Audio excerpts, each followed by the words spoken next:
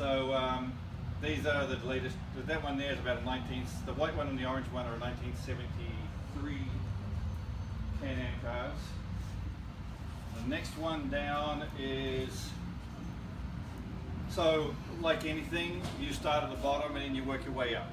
So you start with these little single-seater cars with no wings, and that there is a 1977 version of this. It's a little Atlantic car.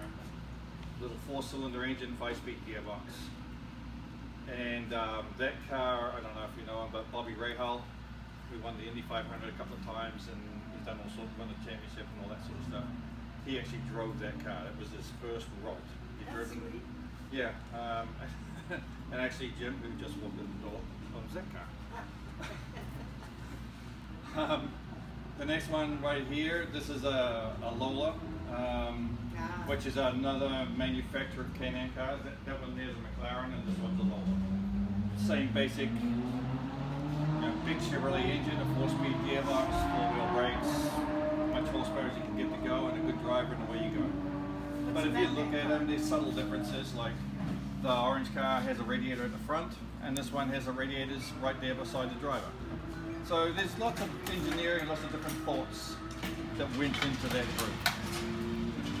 So Tony, you were telling me that you were getting cars ready, and you're heading. What's your schedule look like? He's been working how many weekends in a row now? This is weekend 5.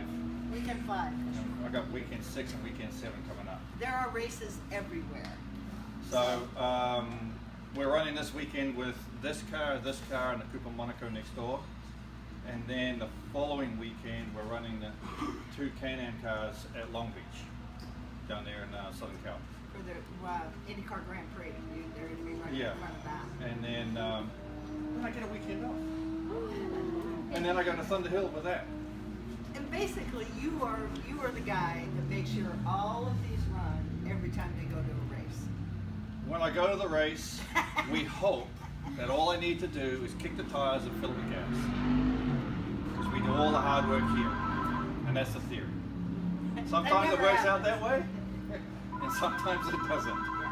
But yeah, all the hard work happens in here. This is winter period, so this period of time is when we, obviously these cars are pretty fast.